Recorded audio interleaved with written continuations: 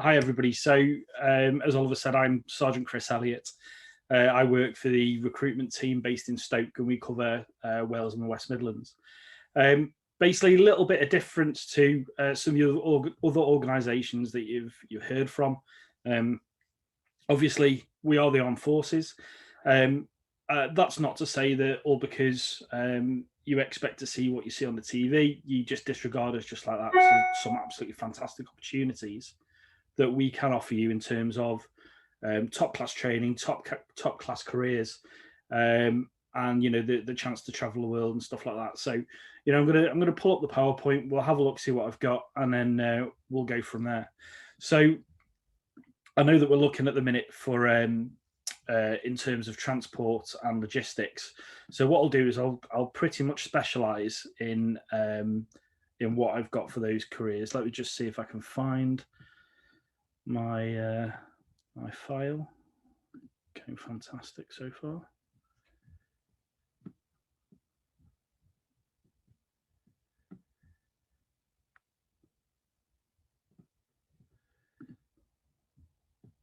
Right, okay, it's been a pain. Just bear with me, guys. I'm sorry about this.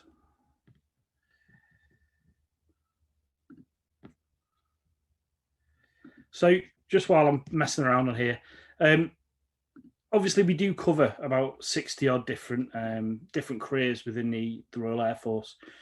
We are split, like I said, into different roles and different trades. And that means that we can cover a majority of what people are interested in, what people enjoy doing. So it means that you can get that top class training, those top class careers, without missing out, really. So am I right in saying that people can see my screen now? Is that okay? Has that popped up? Yes, yeah, we can see the screen, yeah. Fantastic, thank God for that. So okay, so what we're looking at there is all of the roles that I mentioned, okay, that the Royal Air Force currently offer. Anything from your medical to your intelligence and stuff like that. However, what we do have is we have the transport and we have the logistics side, which obviously we're specialising in tonight. In terms of vehicles and vehicle engineering, that's within our technical and engineering side, which you can see there. And when we say about vehicles and equipment within the Royal Air Force, we are talking about anything from, your cars and your minibuses and stuff that we use day to day to get around places.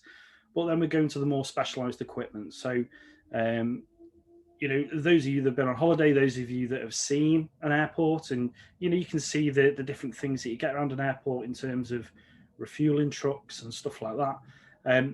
You're going to specialise in fixing all of this specialised equipment, and then there's a chance to go further on with the likes of armoured vehicles to a certain degree, because not the army, but to a certain degree more specialised vehicles that you can go into.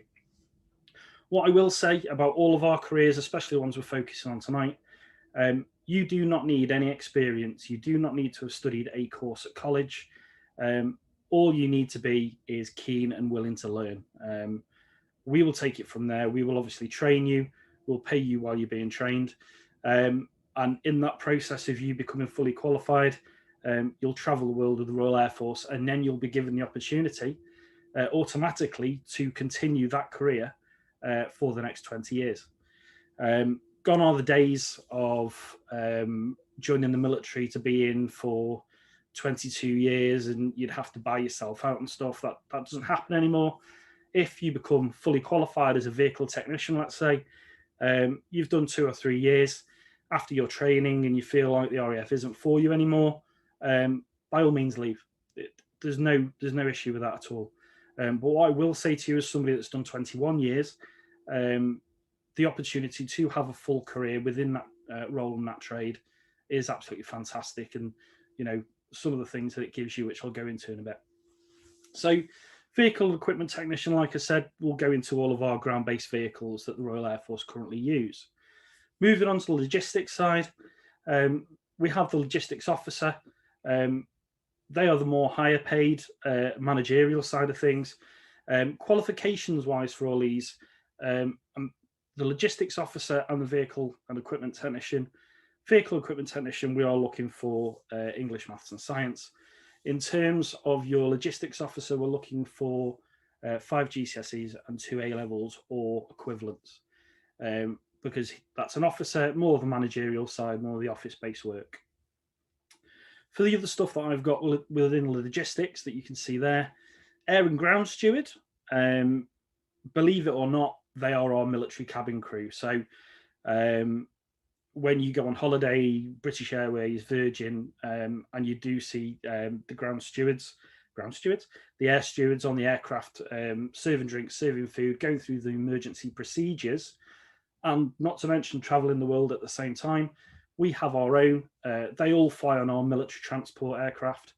And whereas within a civilian world, you would be restricted to a certain area of the world and you would only do that area, air and ground stewards, it depends on when your timetable to go. If your timetable to fly tomorrow and it happens to be going to California, guess what? You're off to California. The next week, if your timetable to fly next Thursday and suddenly they need an aircraft out to Australia, bonus, you're going off to Australia. Okay. So it's a really, really good opportunity if that's what you're looking at doing. For your chef, if you're anything like me, when I first joined up and all I could do was burn a pot noodle, we will train you from 0 to, a very, very capable and very, very good chef within 18 months. You'll have all of these do come with civilian qualifications that you can use in the outside world. But, we have really, really good, capable chefs within the military. I've never had a bad experience. And a lot of these go on to VIP duties with the Prime Minister, the royal family, and traveling the world as a chef. So, again, another great trade. In terms of mover, these are the people that load our equipment and our supplies onto the back of the transport aircraft. And once all that stuff's been palleted up and they've put it into the aircraft, they get on the aircraft and they go with it. Again, like the air ground steward, depends where that aircraft's going. If that aircraft's going out to Las Vegas for an exercise that we do run in the deserts out there, brilliant. You'll get to go out there and you'll get to offload at the other side. Again, really, really good specialized job and great opportunities to travel the world. We do have drivers. Again, with your likes of refueling Bowsers and stuff like that we do get on airports and their RAF bases, you will get to drive these type of vehicles. We also have military transport squadrons that specialise in driving articulated lorries, carrying all our supplies, and they go up to the higher category qualifications, so they can drive explosives and hazards and stuff like that.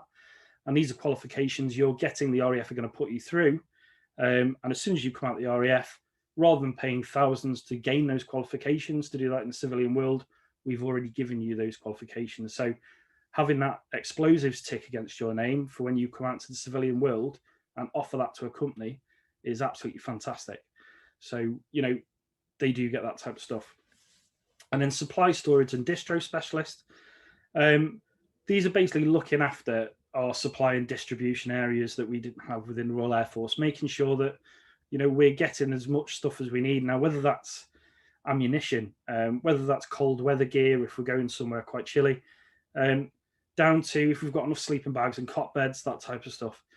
They will make sure that we've got enough stuff that we can get anywhere in the world within a moment's notice. And, we have enough of it and we're not going to be missing out.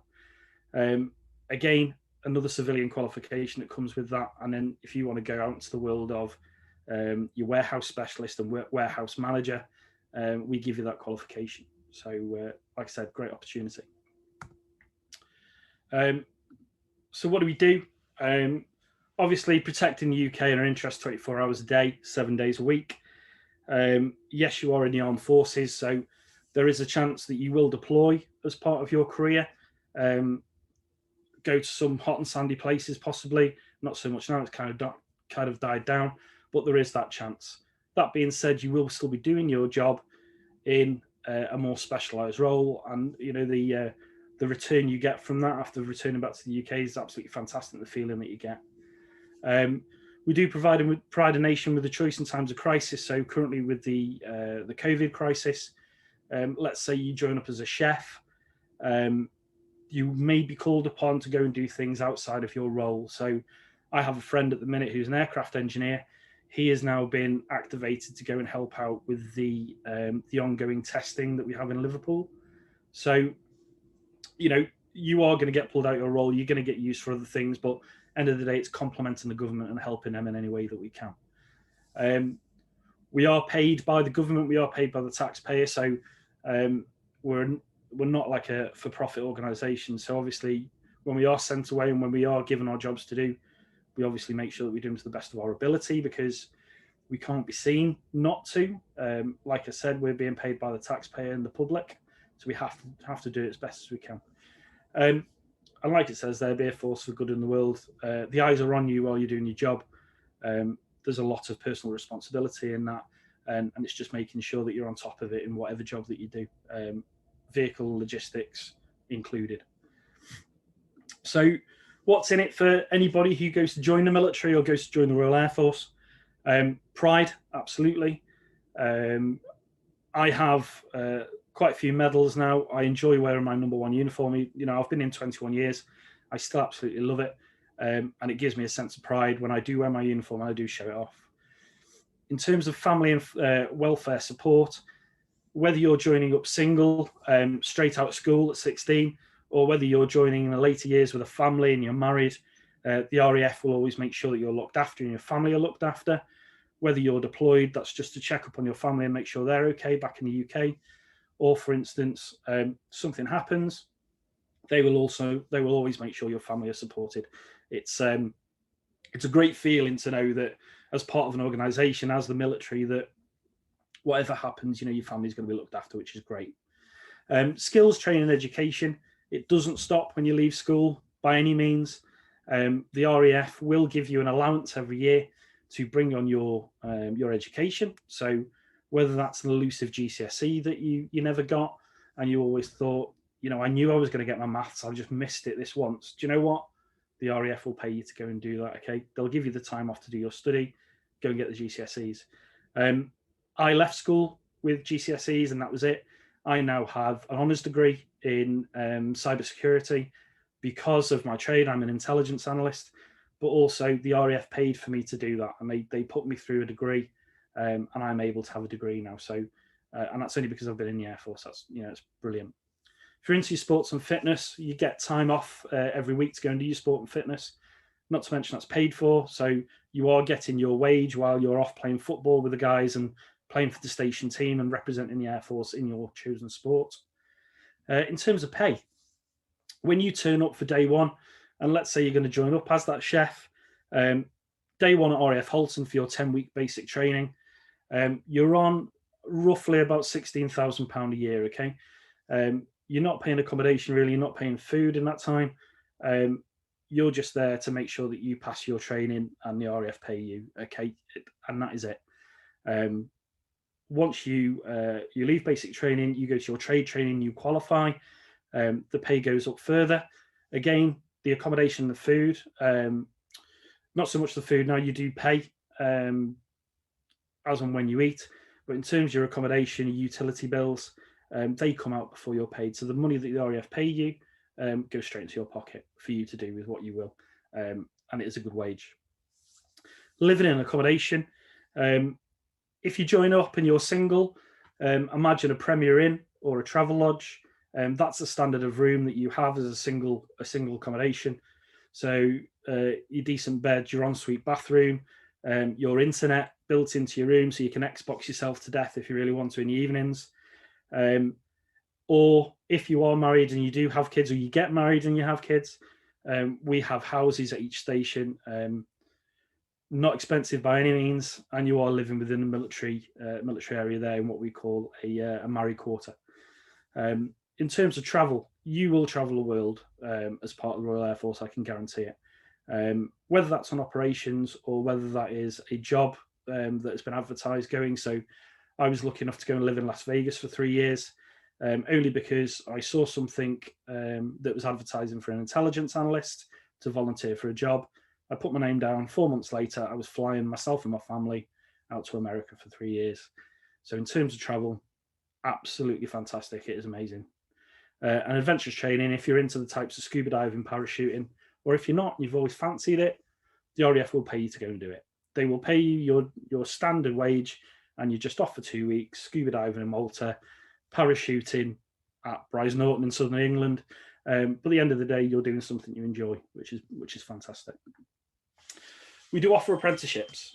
So all of the stuff that you can see here, aside from your intelligence analyst and your RAF police, they are entry from 16 years of age. So from high school, you can come and join. Depending on what you get for your GCSE grades, could depend on what role you can take. However, the ones that have got the stars next to them, so pretty much all of your logistics, and then your RAF Regiment Gunner, which is our infantry, you don't need any GCSEs for. That's not to say you don't try, obviously, but let's say we have a bad year and you don't get the grades that you thought, there is an opportunity for you, especially in the logistics world, to have a full career in the Royal Air Force. And with it being an apprenticeship scheme, after 18 months, we will give you a civilian recognised qualification within that role. Like I said, 2-3 years after that, if it's not for you, if you want to leave, go and get yourself a career out in that civilian world with the qualification we've given you, the managerial experience, the confidence and all that, and then go and smash it out in the civilian world. Like I said, the world is your oyster once you get in. It's brilliant. Just what we're looking for, really. And what I tend to say when I go around to schools is everybody's got these anyway, whether it's to a lesser amount or whether it's an abundance. Okay. And the ability to work in a team, I tend to think everybody's got that anyway, but we'll nurture that whilst you're in the military. Leadership skills, we're not expecting you to join up and run a team straight away and have that experience. That comes with time in the military, that comes with promotion, that comes with us developing your skills. So that will come. Your communication skills, everybody's watching this via a computer or a mobile phone. I can guarantee you've got better communication skills than some of the people I've worked with previously. So you're already smashing it in that department. So as long as you're on top of your technology, brilliant. Integrity and honesty, absolutely. We're in the military, and some of the work that you will do is extremely important. Therefore, you've got to make sure you're on top of your game with that. Your fitness and motivation and smart appearance, it comes part and parcel with the job. You've got to be fit. You've got to be healthy. You've got to be motivated to do your job, and what's more, you've got to wear your uniform and wear it with pride. I'm sat in my back garden in my summer house, and I've got my uniform on, and I've ironed it before I came out. I didn't have to, but I did, and that's because I have pride in my uniform, and I wear it, and you guys can see that. So it's having that smart appearance, and then just the maturity and the self-confidence. If you're not that person that stands up in front of a crowd and talks, don't worry, it'll come. It's not something to worry about, honestly. That's pretty much what I've got. I think I've got about 2 minutes to go. If you want any more information about us, especially the logistics and the vehicle side, what I will say is go to that top link, the recruitment, raf.mod.uk recruitment. That has all the trades that you've seen in that slide at the beginning. Go and find a trade that you're interested in. It will tell you everything about it, from your pay, what you'll do, a day in the life of, and stuff like that. Oh no, you've got 12 minutes, so you're okay. You don't need to rush. 12 minutes. Yeah, you've got the long stint today. Oh, it's half an hour. Crikey. Right. Okay. So, yeah, like I said, if you want to go and find out about these jobs and these roles, it's all over the website. A good one to go to as well is the Royal Air Force YouTube channel. These will have a video for each individual role that you can find. And let's say with the Air Ground Steward. So, I mentioned the Air Ground Steward before, and I was trying to compare it to cabin crew. It's a very layman's terms. By all means, go and have a look at the videos. It explains it so much better than I can. And it goes into some of the experiences that they've had and traveling the world and stuff like that. Like you can say, from my experience and what we've got to offer, the training is fantastic. I joined up as an engineer to start off with before I changed to intelligence. I could barely pick up a screwdriver and a spanner and know what to do with it. with 18 months, I was fixing aircraft. So, that training and the experience that they give you and stuff like that is absolutely spot on. I'm going to have to try and pad it out for 10 minutes now, obviously, because I thought I only had 20 minutes and I've obviously got half an hour. I know we're not having Q&A, are we, Oliver? I don't think. They do have the opportunity to put questions in the Q&A box there, but if they don't put any, then no, sorry. No, that's absolutely fine. Just pulling up that slide that I've got there with all the other careers, that is everything that we have on offer. And it is just worth having a look and just seeing what we do have on offer and what you can go and do. What I will emphasize is don't be dismayed by if you do have a bad year in your GCSEs. We all know that the GCSEs, my lad suffered. He didn't do his GCSEs this year, and his grades that he got wasn't what he expected. So the opportunities he had at the end of term weren't fantastic, and we found a way for him. Not necessarily the Air Force, but we found another way for him. But if any of you out there have that same experience, it's always worth looking at us and considering, especially if you're interested in that logistics side of things and you're still not sure you want to go into that, but you're not sure what you want to do.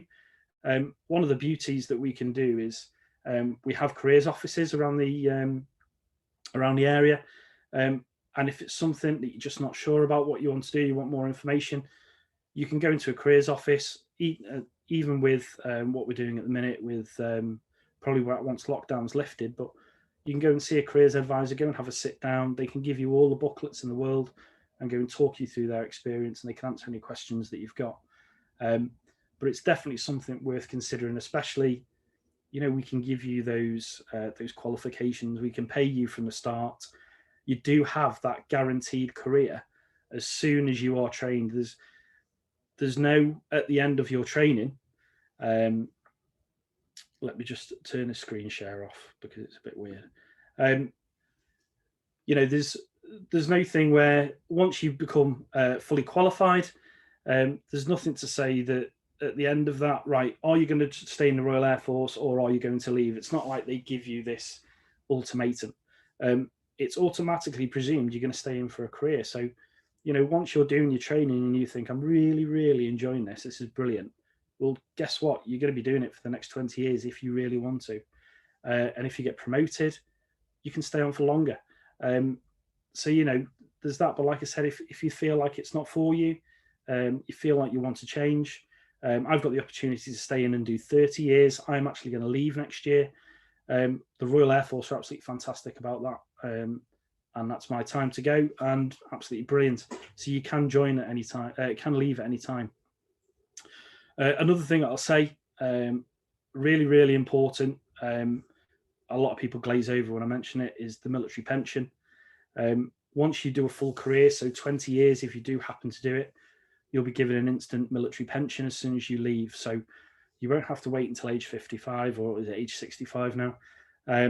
You will have an immediate pension as soon as you leave the Air Force. So as soon as I come out next year, I'll have immediate pension. It's obviously not something that everybody thinks about now, but it is important, and it does have some bearing on what you do for your career. That is pretty much it. I can't think of anything else. How I can pad it out. Oliver, is anything else that you particularly want me to touch on about the RAF before I go? I think if you could expand on your career path through it, that would be really interesting. Yeah. Okay. So in terms of my career path, I joined up in November of 99. Like I said, an aircraft technician. So as soon as I did my basic training, I went off to RAF Cosford, which is just down the road. And I did 16 months of training. So that started with maths and physics, AS level, and then progressed on to electronics, and then the mechanical engineering side and the fabrication side, and I'm working on aircraft. So by the time that it came to the end of the training, the idea is that you can go straight into a squadron and go and start working on a squadron, whether it's a fighter squadron, whether it's a transport squadron or a helicopter squadron. You can go and muck in there straight away, and then that's where you start getting your on-the-job experience and you start getting promoted. In terms of career and where you can go, I started my career in Northern Ireland. And what I will say is the RAF will move you. So everybody is, fairly local to the Midlands area. There is no guarantee that within your career you're going to stay within the Midlands area. There's no promises. It's all down to your role. So in terms of engineering, you'll go to a flying squadron. In terms of logistics, luckily enough, we have logistics personnel at every single station. So there is that opportunity to go to the Midlands, but it is few and far between. What I will say about that is the fact that the RAF move you around, it is gaining that experience, and it's going to live in these different places and getting, and meeting these new challenges. I've moved within my career. I've moved 8 times, including a move to the United States, like I said, and then quite a few deployments as well. So it's just more of, you go from a job to a job. You go from within your role. So as a chef, let's say, you'll go and work in a field kitchen. And then after that 3 years or 5 years in a field kitchen, you might then go and work silver service at, let's say, Buckingham Palace, just to pull a name out the air. And the reason why they do that is to build on your experience, to build on, what you know and what you can pass on to the people joining the Air Force in a few years. But also that means that if you do go to leave the Air Force at a later date, you have that experience in the bag that you can take out in the civilian world. We will always try and make sure that you can completely broaden your experience as much as you can. And yeah, in terms of my career, I've been promoted a few times. Like I said, I've been in 21 years now, and I love it. I absolutely love it. I'm leaving because of circumstances at home, but I do absolutely love my job, and it's probably been, I wouldn't say probably, it has been the best thing I've ever done, and the opportunities it's given my family. So if it's something you are considering the military, you've never considered it before, and just listening to me, you've thought, I do fancy the sound of that, I might have a look. Just have a look. You've got nothing to lose. It might be the best thing you've ever done.